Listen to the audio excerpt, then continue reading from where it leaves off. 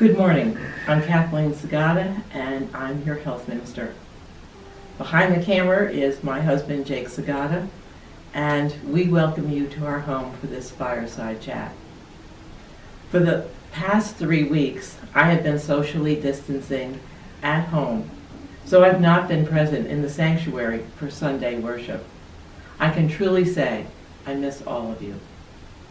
And I look forward to the day when I can once again look out into the congregation and, sensing Jeffrey and the choir behind me, say, "Join me for our gathering prayer."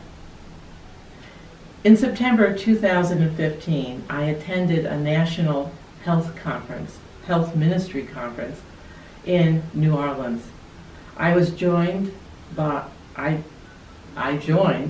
with other faith community nurses for a 10-year anniversary look back on Hurricane Katrina.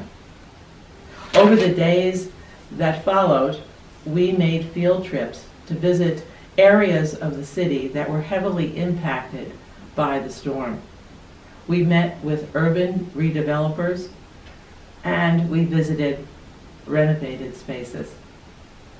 At one stop, we visited a church that had repurposed its church school as dormitories to house the continuing flow of mission groups who came to help during the cleanup and then reconstruction. And we visited memorials for a moment of silence.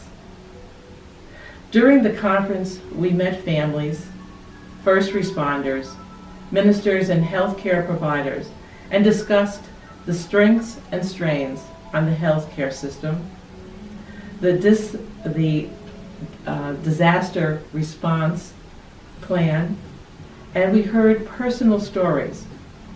We heard the healing in the words as people recounted their journeys from crisis to a newfound sense of resiliency.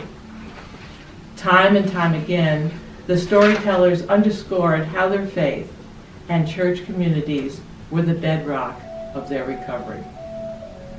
I found most remarkable how their spirit and hospitality had returned.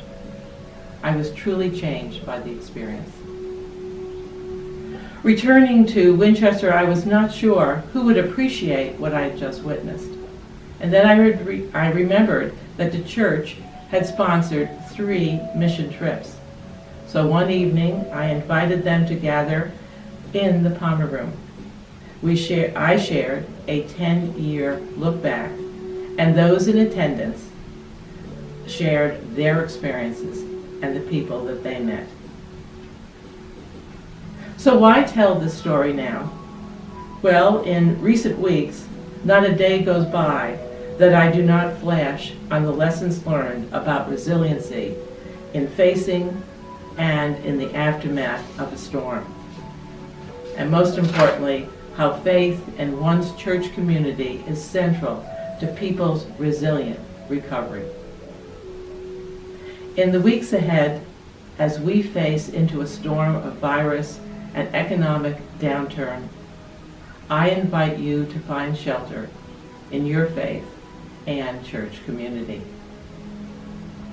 Your ministers and leaders, in particular the leadership team, deacons, and ministries, are mobilizing to be responsive in this time of need. Connection is paramount. I am pleased that more than 80 members have updated their contact information on the emergency contact list. If you wish to add your name, you can find a link under the Health Ministry heading on the church website.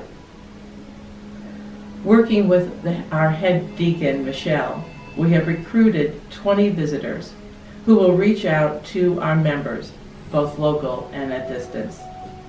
We have started small, but we hope to check in with each of you in the weeks ahead, because each of you count.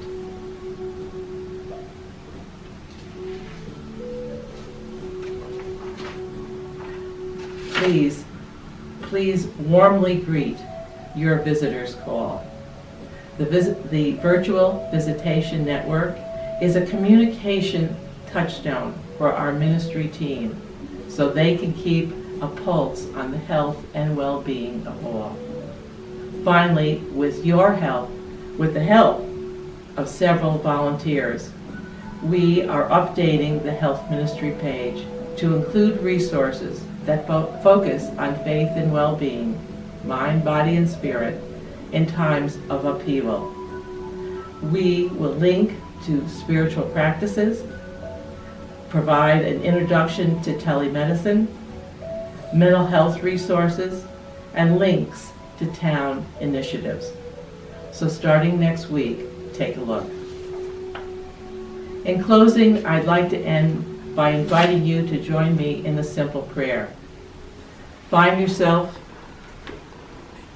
a comfortable position in your chair and begin with a deep breath, slowly taking it in and out. Place your right hand over your heart and your left palm towards the screen.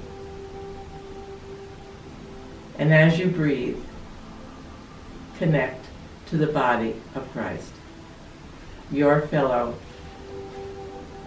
church family and ministry. Amen.